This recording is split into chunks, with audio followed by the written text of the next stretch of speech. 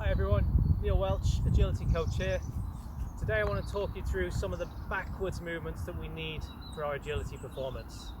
Now, too often the attackers get all the credit for agility. We see them taking a side step or putting a little bit of footwork on the defender, making a play to take the score.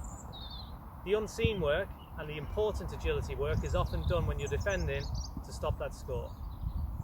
And our first port is being able to move backwards while we have attackers moving at us and position ourselves accordingly. Now, we take backpedaling as an example. Very often when we're playing around with this in our training sessions, is you'll see people with a kind of backwards jog, staying very upright. That's a very difficult position to be quick from, either moving backwards or then into a transition movement where we go sideways or forwards in response to the attacker. So similar to our lateral push-off that we've already talked about, is upon us getting a little bit lower. So our back pedal becomes our break of the hips, weight on the front of the foot, and we have our back pedal movements. Now you can see from me doing that there, that if we do a back pedal over a longer distance, it's actually not a very quick way to cover ground. That might suit us when we're in a very tight scenario and I've got the attacker very close to me and he might be making a move any direction. So staying low and keeping with our shorter steps there is fine. If we've got somebody coming at us with a little bit more speed and there's a little bit more space between us, then we want to consider a different option.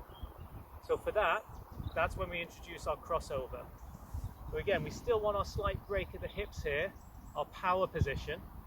We want to get used to bringing that leg in front of the other one. Not the karaoke that we're all used to doing as part of our warm-ups. Again, that can become very difficult and tricky for us. We catch our feet, we end up on the ground, and it doesn't matter what we do. The attacker's in for the score anyway.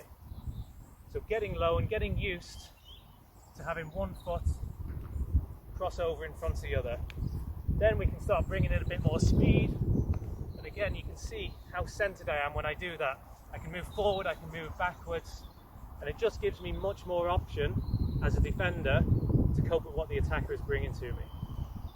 So two little drills. First of all is our back pedal for our closer, tighter in scenarios. The second one is our crossover step.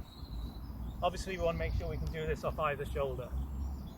Now the key point for both of these is having our chin up, being able to scan the field. There's no point looking at our feet while we're doing this. The attacker could be anywhere. So we get used to being in our position with our chin up for our crossover or our back pedal. Also with our crossover, the important bit is our shoulder position.